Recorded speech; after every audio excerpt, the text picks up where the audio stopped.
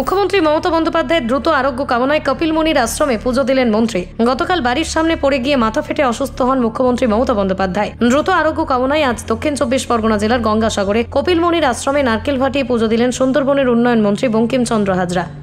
দক্ষিণ 24 পরগনা থেকে বাবলু প্রামাণিকের রিপোর্ট, বিশ্ব টাইমস। ফিরবে হুঁশ, জাগবে মানুষ।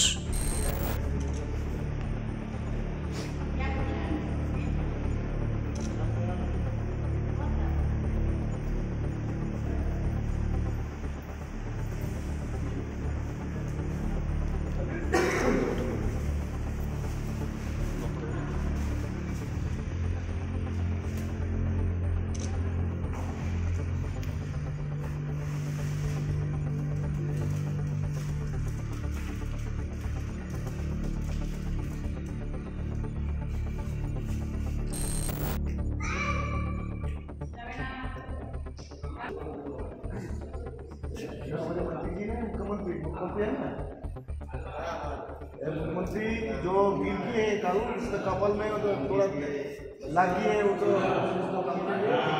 उसको कमरे के लिए तो कपिल मुनि का पास जो पूजा पाठ करते हैं, मानव भी करते हैं, वो झूठो आरोग्य होने के लिए तो फिर भी बाजा लेकर पूजा देते हैं। हम लोग अब फिर आएंगे बाबूजी जी के पास ये मानव करते हैं मन में, जब तक ममता जी रूपा आरोग्य हो जाएंगे तब तक भी बाजा जो बाजना है उसको बाजना लेकर निकल आएंगे तो उनके पास।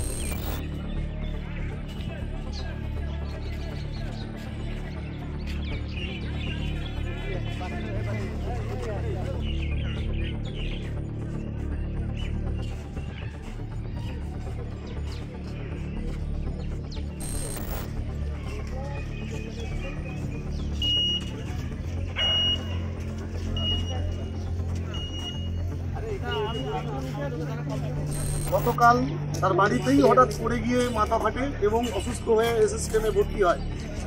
আমরা বাংলার মাননীয় মুখ্যমন্ত্রী বঙ্গজননীর সুস্থতা কামনার জন্য সুন্দরবন উন্নয়ন পর্ষদ বিষয়ক দপ্তরের যিনি তার একনিষ্ঠ সৈনিক এবং মন্ত্রী শ্রীযুত বঙ্কিমচন্দ্র হাজরা মহাশয়ের সঙ্গে থেকে মহামণি কপিল ভগবানের জাতুল চরণে এই প্রার্থনা জানালাম, যিনি দিদিকে যেন তাড়াতাড়ি তিনি সুস্থ করে দেন এবং আমাদের মধ্যে ফিরে এসে আবার তিনি বাংলা শাসনের দায়িত্ব নিয়ে তিনি এগিয়ে চলেন। মহামণি কপিল ভগবানের কাছে এই প্রার্থনা রাখলাম যে আগামী দিনে যাতে বাংলার মাননীয় মুখ্যমন্ত্রী সুস্থ, নীরব এবং সুন্দর জীবনযাপন লাভ করতে পারে। গতকাল আমাদের মাননীয় মুখ্যমন্ত্রী বাড়ি প্রবেশ করার সময়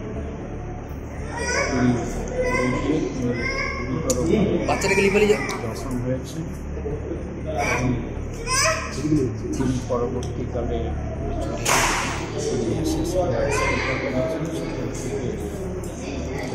তার এমআরআই সিটি স্ক্যান হওয়ার পর তিনি বাড়ি এসেছেন তার সুস্থ কামনার জন্য, যাতে তিনি তাড়াতাড়ি সুস্থ হয়ে ওঠেন।